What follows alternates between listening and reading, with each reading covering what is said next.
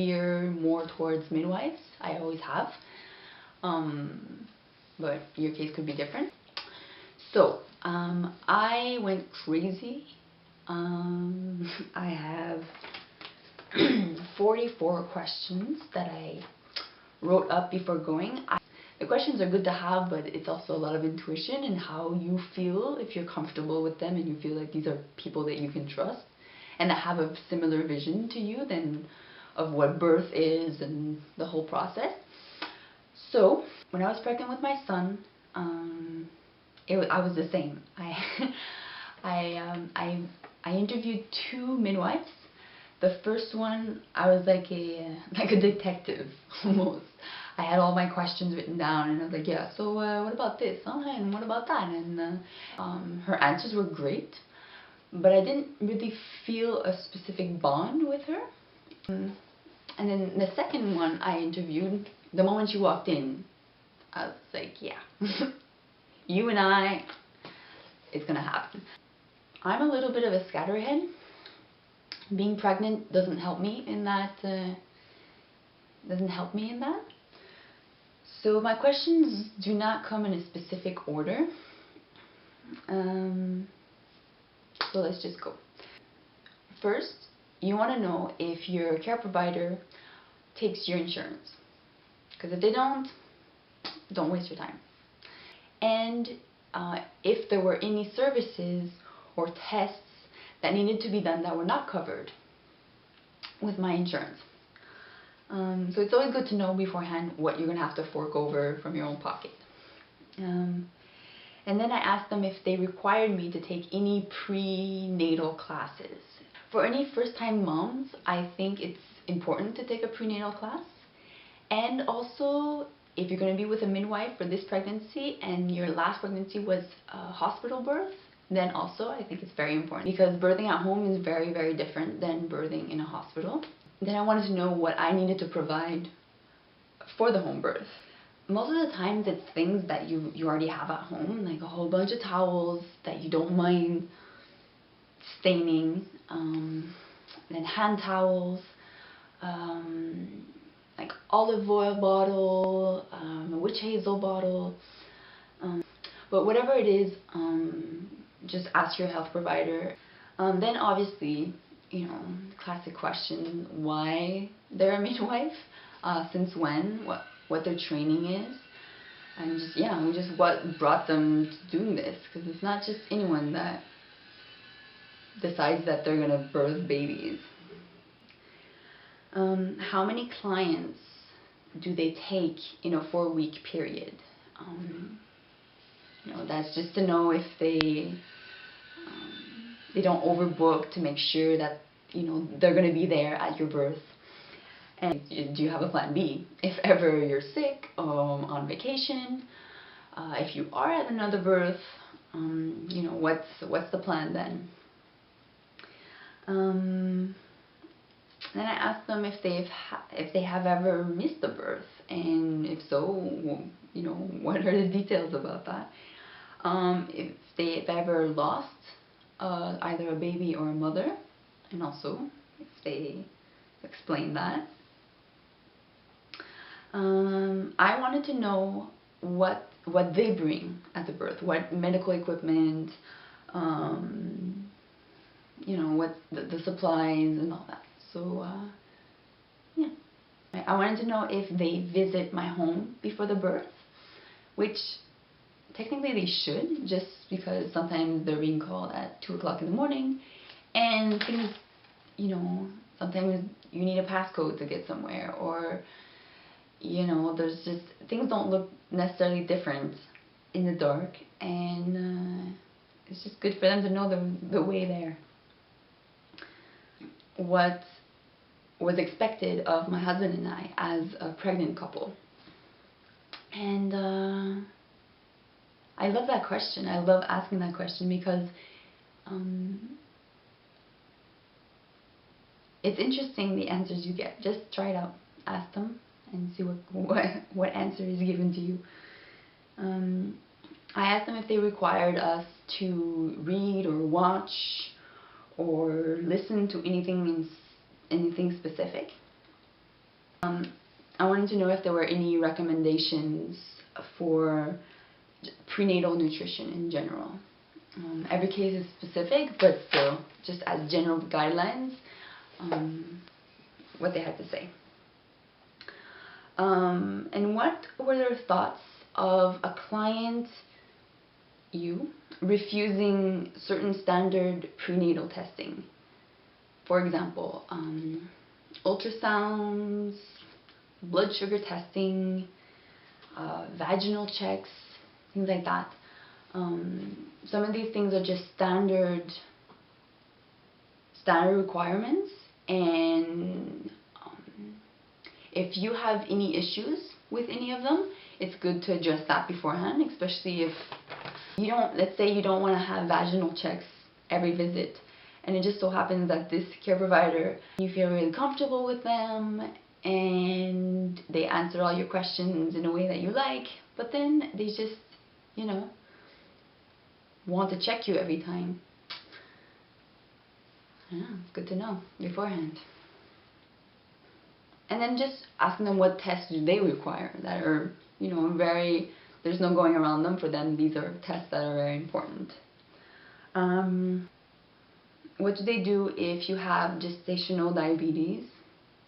Do they just transfer your care to a doctor automatically, or if there's procedures that they go through beforehand to see if it can be managed?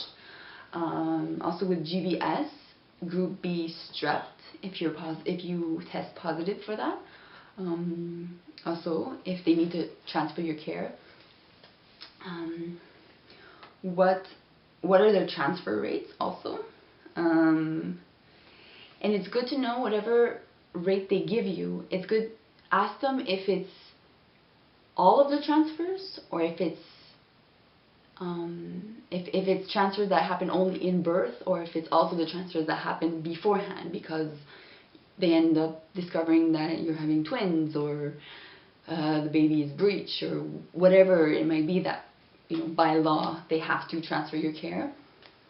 So yeah, so it can change the percentage of the rate, and that's kind of out of their control. But at the birth, that's more where the midwife skills are shown. And if this is important to you, you can also ask them for references from clients who have that started with their care and then got transferred at birth. And that way you can have their version of the story to see if the midwife was still supportive and follow them to the hospital, or did they just kind of leave them on their own. So it's also good to know. Most states by law require that a woman in a midwife's care, if she goes to 42 weeks in her pregnancy, at that 42 weeks point, they need to transfer the care to a doctor. Some states, it's a little bit more. I think it could go up to 34 weeks. 43 weeks. Dyslexic. So yeah, so just ask them if they let women past 42 weeks stay in their care, or if they have to transfer them. You can ask them if they work with a specific doctor or with a specific hospital, or just if they know friendly doctors that they can recommend. Then it's good to know if they are trained in neonatal resuscitation. I think by law they are required to, but it's just good to know, good to ask. If ever you do transfer, what is their role? What role do they play? If they tell you, if you transfer, I will go with you to the hospital and be with you until the end, then you've heard it out of their mouth, and it's reassuring. Also, you can ask your midwife what she sees her role to be in labor and in birth. And it seems like it's the same thing, but it is not. Labor is just when you're dilating. Birth is when you're pushing, and then afterwards.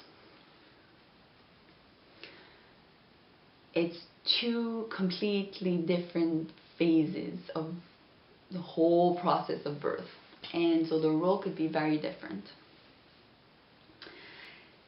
Then, this is one of my favorite questions. If the situation gets to a point where your midwife is deciding if an intervention is needed, how will she communicate that to you during labor? If they have any problem with a husband having a very active role in like catching the baby,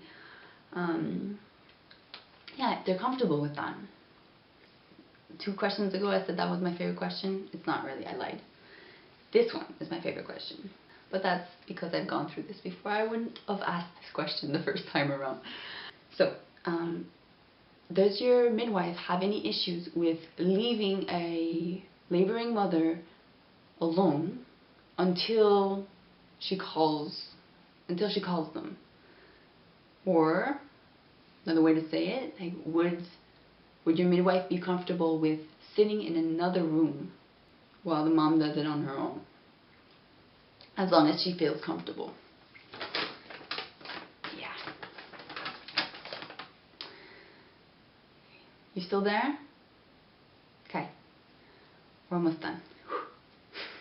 The next question is obviously after you've had already at least one other child, is how they feel about children being present at birth. And how often do they listen to the heartbeat of the baby during labor? What are their thoughts on delayed clamping, on delayed cord clamping? Most midwives, honestly, already have that approach, that they're not gonna, they know the extreme benefits of delaying the clamping. Let's move on. Okay. How long does your midwife wait for the placenta to be delivered? Again, it's usually somewhere around like a half hour to an hour after the birth. Most placentas will be delivered in that time. If within that half hour to an hour your baby was able to nurse, to go to the breast at least once, that will also help your uterus to contract some, and that time is what is needed so that the tissues of the placenta and the tissues of your inner uterus to slowly separate, because they've been stuck together and blood has been transferring between the two of them all these months. And so just giving it that time to be able to slowly on its own separate and the cells to close, so that when the placenta does come out, you're not hemorrhaging also all over the place. Which that, it's not a good time to be losing a whole bunch of blood. You are going to lose some, obviously, but really, the less there is, the better. Don't we all agree? So how would they handle a hemorrhage if it happens? Because it could happen even if the placenta is not forced out by being pulled. It can happen. It's rare, but it can happen. So if your midwife has any knowledge about how to deal with that. How long do they stay after the birth? Do they help you clean up? What postpartum, like just right after the birth, what postpartum care do they offer to you and to your baby? If they do all the birth certificate paperwork. Mostly they do, but just, ask. It never hurts to ask. And then what kind of postpartum care do they offer after the day of the birth? So most of the time they will come and visit you at your home again, maybe 24 to 48 hours after the birth, just to see if you have any questions, which most of the time you do, and then how you and the baby are doing. And then sometimes there'll be a 2-week visit, but not always. And then for sure there'll be a 6-week visit that is usually done in their office. If they check the baby's blood, just like a blood screening, and also for the blood type. I don't know if I should say this, but anyways, with my son, the pediatrician did test to see if there was anything abnormal, but I don't even know to this day the blood type of my son. He's almost 2. He's almost 2, and like well, we don't do vaccinations, so I probably, if I had, then I would know. But we haven't, so I don't know. I feel kind of irresponsible right now, and I'm telling everyone in the world about it. Anyways, yeah, so you can ask your midwife if they do that at the birth. And if not, where you can go and do that. And if you know, tell me. Yeah. Okay, and then what are the thoughts on vitamin K shots and antibiotics in the eyes? If you don't know about this, research it. Then the placenta, once it is birthed, what is done with it? Most of the time, if you just want it hauled out of your house, your midwife is going to do that, no problem. Sometimes they offer the service of placenta encapsulation. Okay, next on the list is, this is not my personal situation, but for many women I know it can be. Let's say you have been a victim of abuse in any way, psychological, physically, emotionally. The question to your midwife is that, well, if this is your situation and you know that this abuse can alter your experience in some way, that if your midwife has any counseling knowledge or experience and kind of assist you through that. Okay, now just 2 last questions. I know that it can be very challenging to be on call 24/7 and doing this labor of love, if you will, that is midwifery. So I just asked my midwife if there was anything that I could do that would make the whole experience easier for both of us. And then, just what is their preferred method of communication prenatally? How do they want to communicate with you? It's just logistics, but still important to know. So, yay! Week 7, you feel crappy. At least that was my experience. That's why we are already week 8, and I didn't do a video last week because it wasn't happening. I couldn't get myself in front of the camera. Week 8, I feel already a little bit better. Sometimes, some days. But yeah, my relationship with food is very changing, and the simpler the tastes, the better I like it. But that being said, my food choices this week and last week are not always that simple. I have been going through weird cravings. They're weird for me just because this is not what I normally eat. I do not normally eat and enjoy popcorn shrimp with tartar sauce. It's not simple in taste, and yet I'm loving it. And what else? Oh, I have rediscovered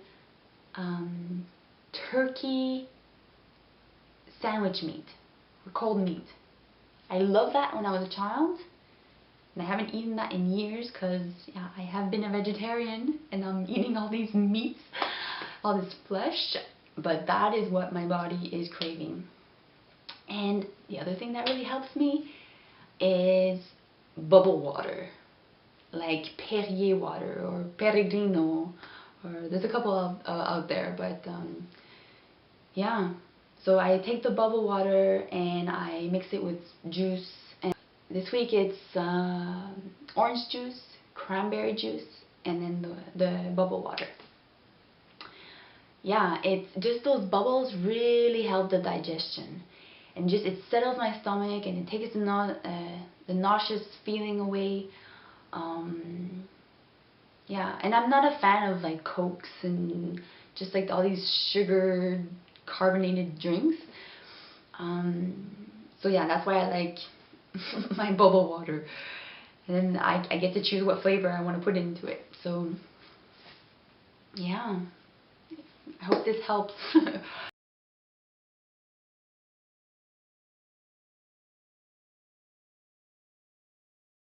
It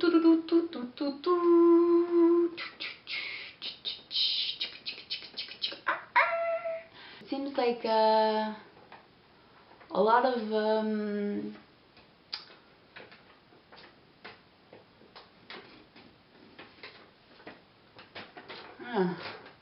can't think.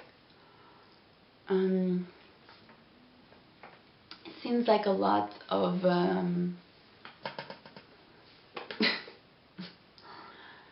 I have no idea.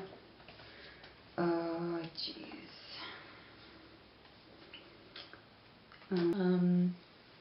But yeah, great process.